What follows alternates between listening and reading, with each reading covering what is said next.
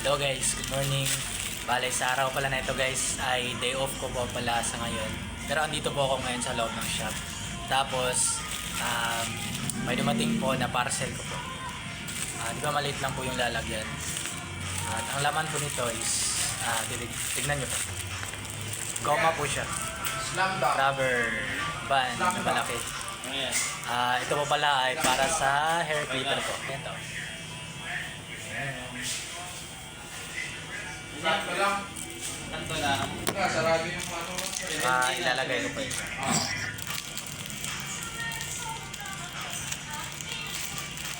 Thank you pala sa nag-deliver nito. Thank you po sa thank you Shopee. Thank you din sa seller. Thank you delivery rider. Driver. All goods po ang pagka-deliver. At legit naman po ang product. Ito guys, bale ito ipapasok ko po dito para ito ay magsisilbing para mas maging komportable yung paghawak ko ng clipper at saka yun nga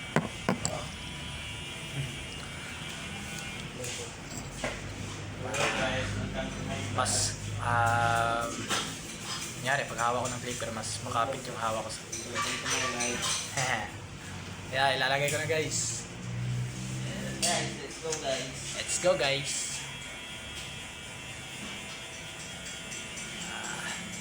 At shoutout nga pala sa mga kasama ko dito. Ay, yan sila ako. Yeah. Ay, Hi guys, wash out. pwede ba kasi ng video? Baliktad. Ito. Tama. Ha? Nakabaliktad to eh. Ay.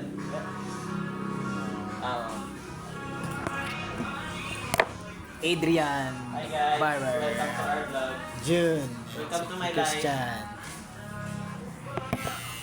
Live ba yan, pre? Hindi, dito live. Live? Hindi. Hindi ako nag-live. Mag-live ka, pre. Hindi mo na ako nag-live kasi basta. Mag-live tayo, mag-live.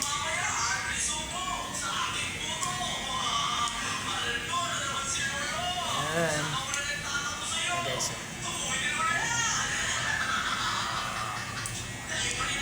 Bala ko is mahila siya hanggang dito. Matabunan itong on-off para maiwasan din yung mabilis na pagkasira dito.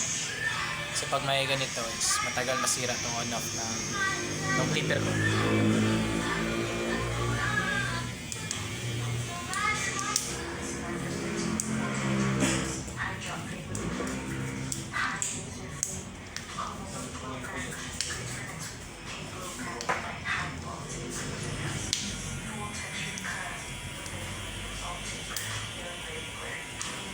Ay, hindi ko na